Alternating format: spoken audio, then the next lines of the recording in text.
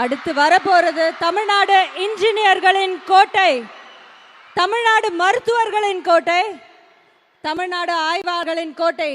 So அடுத்ததான் நம்ம இங்கே பார்க்க போகிறது என்ன அப்படின்னு பார்த்தீங்கன்னா, கவர்மெண்ட் ஸ்கூல் அச்சீவர்ஸ். அதாவது கவர்மெண்ட் ஸ்கூலில் படிச்சுட்டு இன்னைக்கு பெரிய பெரிய இன்ஸ்டிடியூஷன், இந்தியாவில் இருக்கிற பெரிய பெரிய இன்ஸ்டிடியூஷனில் போய் சேர்ந்துருக்கிற, அதாவது என்ஐடி, NLU, IIT, இந்த மாதிரி எத்தனையோ பெரிய இன்ஸ்டிடியூஷனில் சேர்ந்த மாணவர்கள் இதோ மேடையை அலங்கரிக்க போகிறாங்க with a beautiful background music. Here we go.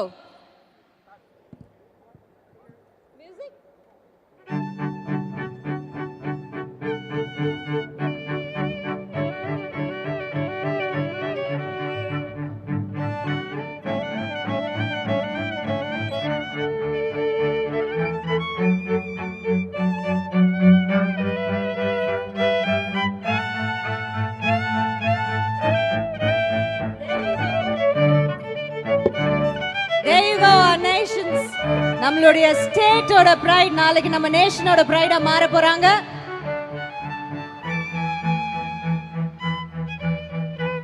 ஜெயித்தார்கள் அரசு பள்ளி மாணவர்கள். இதோ IIT, Marine, டாக்டர்ஸ்,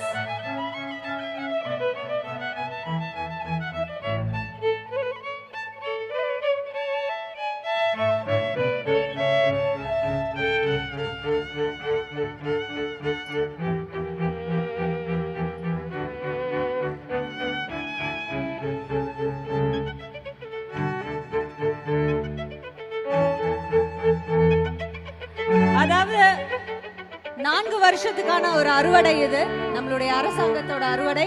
ஏன்னா இவங்க எல்லாம் வந்துட்டு நம்மளுடைய அரசு பள்ளியில படிச்சு இன்னைக்கு இந்த மாதிரி பெரிய பெரிய இன்ஸ்டிடியூஷன்ல போய் சேர்ந்திருக்காங்க to continue their graduation. So you guys are upright. Thank you so much for joining us. இது மாதிரி இதுக்கு முன்னாடி இந்த மாதிரி ஒரு எண்ணிக்கை பார்த்ததே இல்லை. ஏன்னா இதுக்கு முன்னாடி ஜாயின் பண்ணியிருக்காங்க. ஆனா இந்த 2025ல இவங்க போய் சேர்ந்த அந்த எண்ணிக்கை பயங்கரமான ஒரு இன்கிரெடிபிளான எண்ணிக்கை. பின்னாடியும் பிள்ளைங்க நின்றுட்டு இருக்காங்க.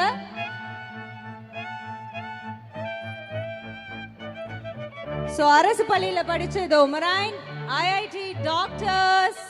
Let me go to them. Let me walk up to them. Lawyers, aviation, and then designers. பின்னாடி இன்னும் நிறைய நிஃப்ட்ல இருக்காங்க. இவங்க இன்னும் பின்னாடி நிறைய பேர் வந்துகிட்டே இருக்காங்க. இந்த மேடை பத்தாது போல இருக்கு. நான் சொன்னேன் இல்லையா, 2025ல அரசு பள்ளியில இருந்து இந்த மாதிரி பெரிய இன்ஸ்டிடியூஷன்ல ஒயிட் காலர் ஜாப்ஸ்ல போய் தேசிய பல்கலைக்கழகங்கள்ல போய் சேர்ந்த பிள்ளைகளோட எண்ணிக்கை அளவிட முடியாத அளவுக்கு அதிகமாக இருக்கு. With our Dravidian model, all thanks to our Honorable Chief Minister Thiru M.K. Stalin Ayya. Thank you so much for your relentless effort. பின்னாடியும் எக்கச்சக்கமானவங்க இருக்காங்க. அவங்க கிட்டயும் போய் அப்படியே கேட்டுட்டு வந்துடுறேன்.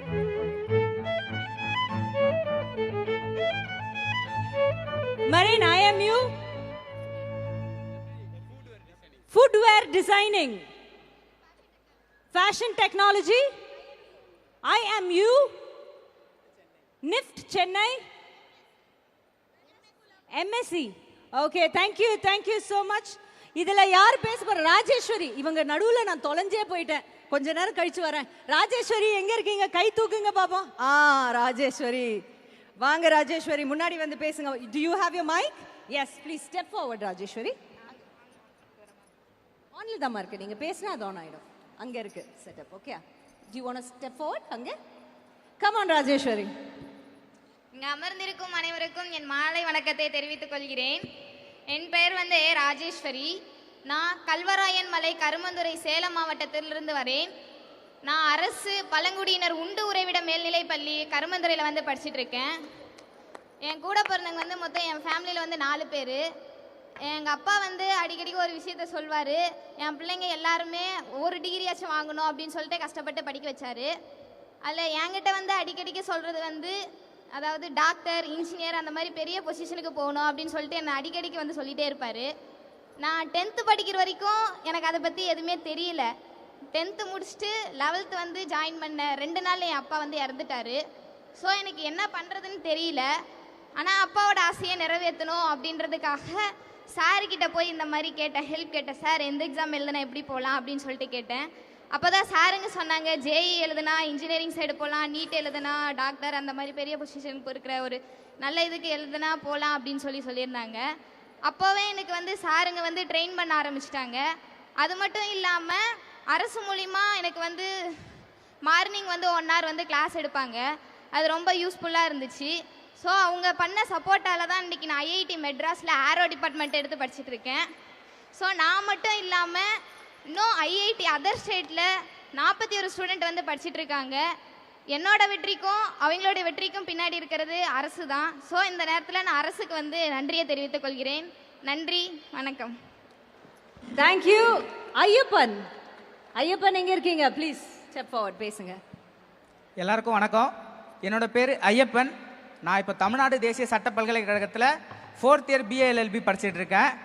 என்னோட ஊர் வந்து விழுப்புரம் பக்கத்தில் அமாவாசைப்பாளையம் அப்படின்ற ஒரு சின்ன கிராமம் தான். அதுக்கு பக்கத்தில் இருக்க சித்தலிங்க மடம் அரசு ஆண்கள் மேல்நிலைப் பள்ளியில் தான் நான் என்னோட 10ஆம் வகுப்பு படித்தேன்.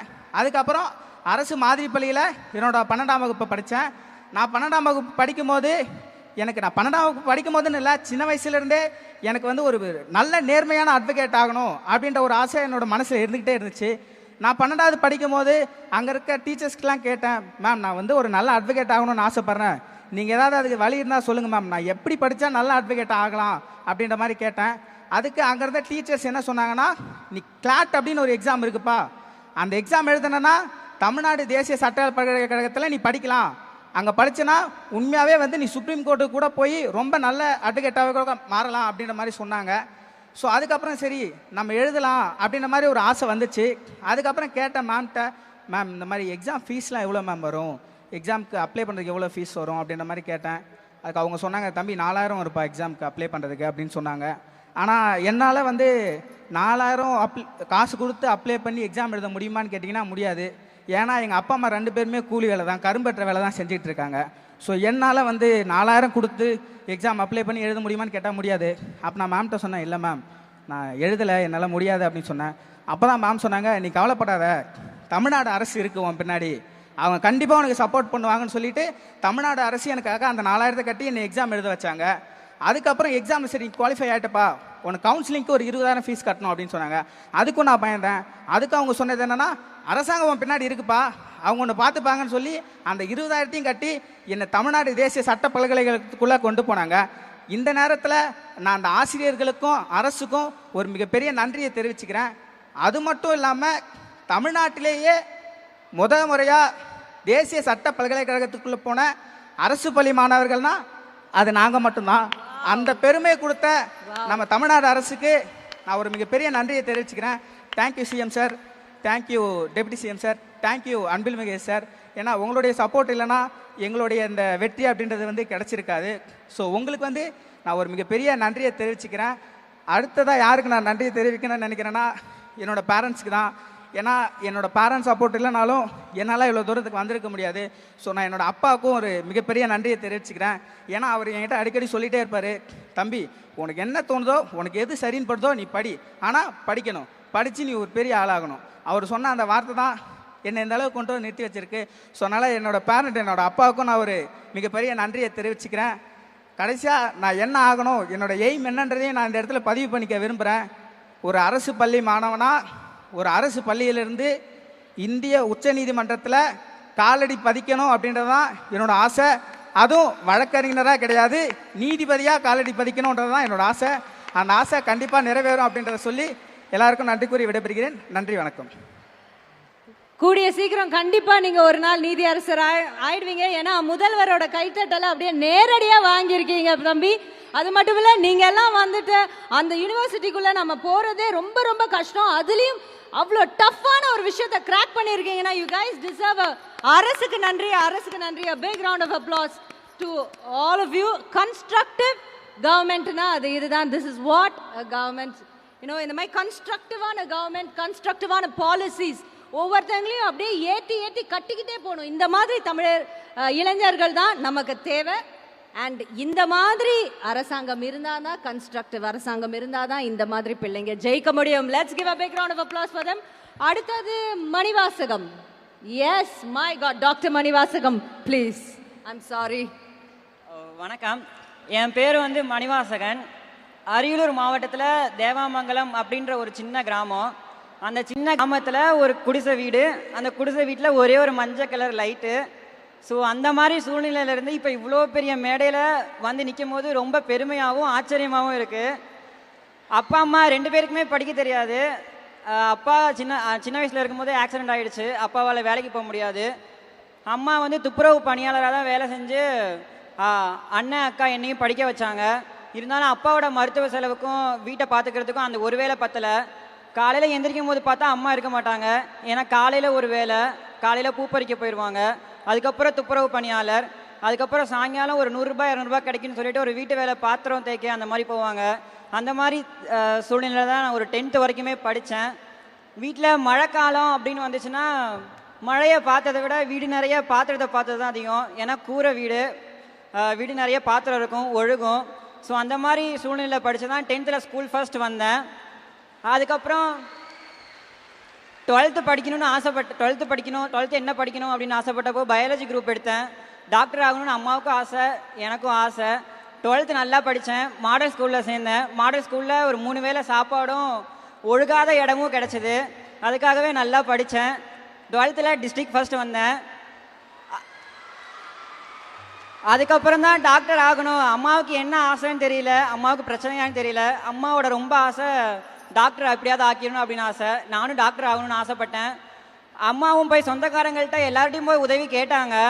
எல்லாருக்கிட்டையும் கேட்டாங்க, நீ ஏன் கடனில் இருக்க, நீ ஏன் உன் பையனை டாக்டர் ஆக்க ஆசைப்படுற, நீ ஏன் படிக்கலை, உன் பையனை ஏன் டாக்டர் ஆக்கணும் அப்படின்லாம் சொன்னாங்க. அம்மாவை அவமானப்படுத்தினதாச்சும் மிச்சம். காசு கேட்டப்போல்லாம் நாளைக்கு வா அப்படின்னு சொல்லி அவமானப்படுத்தினாங்க.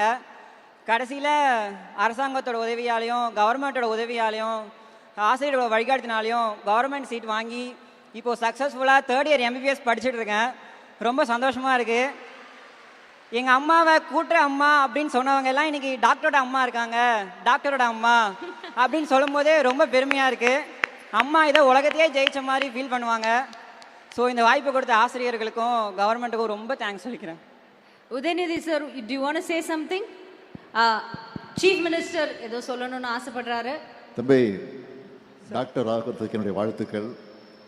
அதே நேரத்தில் ஒரு சின்ன திருத்தம். உங்கள் அம்மா பணியாற்றின பணியை பற்றி சொன்னீங்க. அது தூய்மை பணியாளராக மாற்றிட்டோம் நம்ம அரசில். அதை நம்ம தூய்மை பணியாளர்னு சொல்லுங்க. சரியா? நன்றி. தேங்க்யூப்பா, தேங்க்யூ ஸோ மச். ஏன்னா ஒரு சின்ன வார்த்தையில் மரியாதை மாறும், அதனால் மரியாதை கூடும். அதனால் அதை நம்ம எப்பவுமே கவனமாக பார்க்கணும். அந்த வகையில் thank you so much doctor. And அடுத்ததா வினோத் அவர்கள். Yes, come on Vinod. ஏவியேஷன்லேருந்து வந்திருக்காரு. அனைவருக்கும் வணக்கம். என்னோட பேர் வினோத். நான் பெரிய கஸ்நாயக்கன்பட்டி கிராமம், திருப்பத்தூர் மாவட்டத்திலேருந்து வரேன். நான் அப்பா வந்து கூலி தொழிலாளி, அம்மா அங்கன்வாடி ஒர்க்கர். அப்பா வந்து டெய்லியும் கட்டட தொழிலாளியாக இருக்கிறதுனால நிறைய வெயிட்டு தூக்கி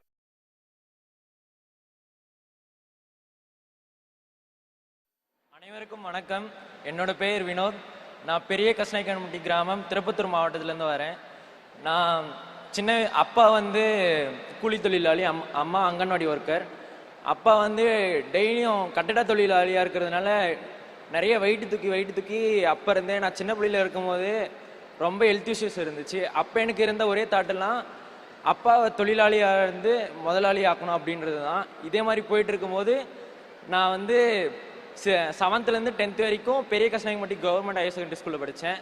11th 12th எனக்கு மாடல் ஸ்கூலில் படிக்க வாய்ப்பு கிடைச்சிச்சு. மாடல் ஸ்கூலில் படித்தேன்.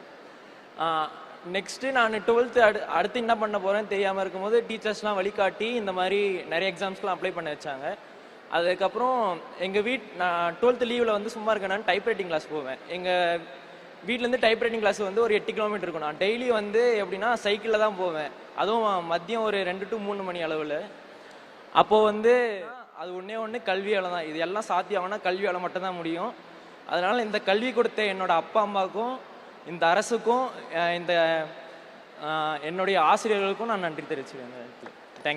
Thank you so much. இப்போ உங்களுக்காக இந்த திட்டத்தை பற்றியும் உங்களை பற்றியும் ஒரு ஏவி, ஒரு ஆடியோ விஷுவல்.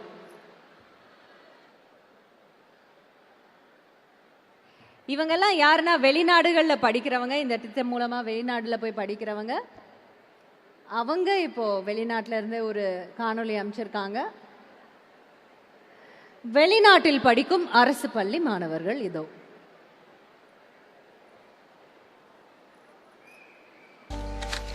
என் பேர் வாணி. எங்களுக்கு 2 பிள்ளைங்க. எங்கள் பெரிய பாப்பா தான் பூட்டி கவர்மெண்ட் ஹைஸ்கூலில் தான் படிச்சிச்சு பெரிய பாப்பா. எங்கள் வீட்டுக்கார் கட்டட வேலைக்கு போவாங்க.